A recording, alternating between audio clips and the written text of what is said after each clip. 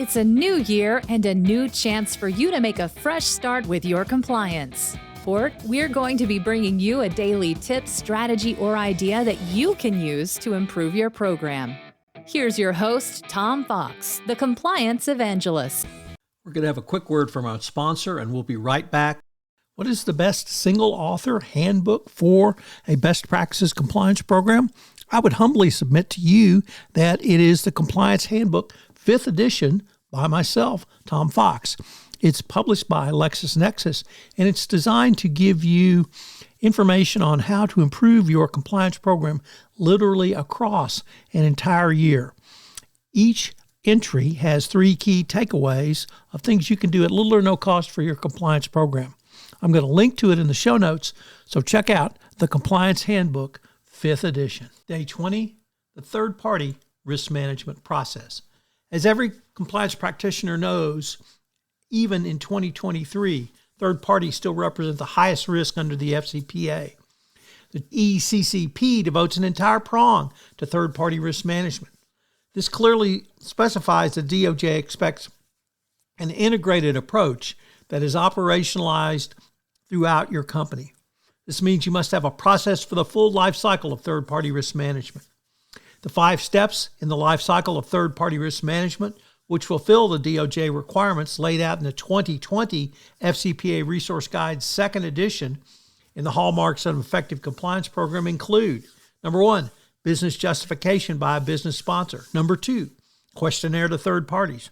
Number 3, due diligence on third party and evaluation of said due diligence. Number 4, compliance terms and conditions, including payment terms.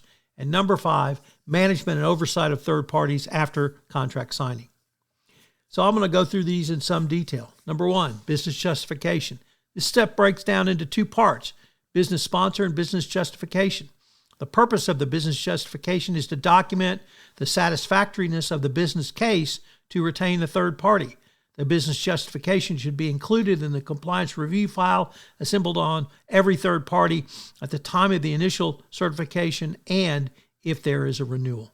2, questionnaire. The term questionnaire is mentioned several times in the original 2012 FCPA Resource Guide 1st edition. It is generally recognized as one of the tools that a company should complete in its investigation to better understand with whom it is doing business. This requirement is not only a key step, but a mandatory step for any third party that desires to do work with your company. Number 3, due diligence.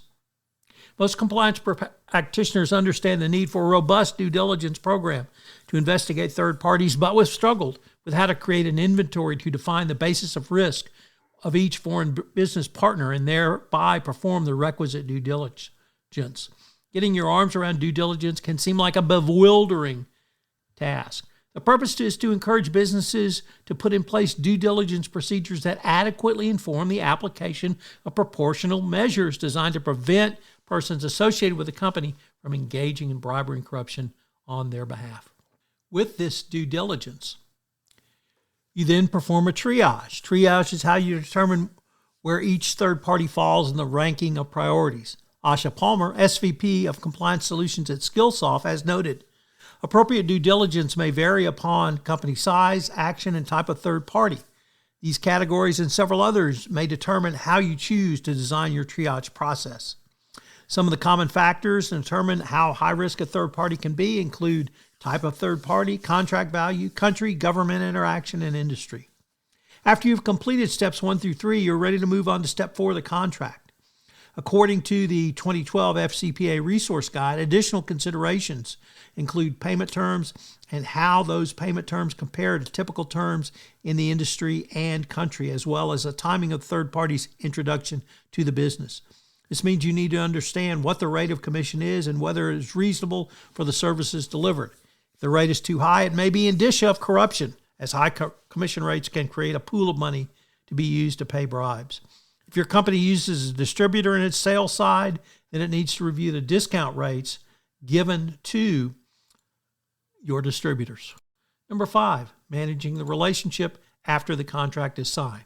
While the work in steps 1 through 4 above are absolutely critical, if you do not manage the relationship, it can all go downhill very quickly and you might find yourself with a potential FCPA violation.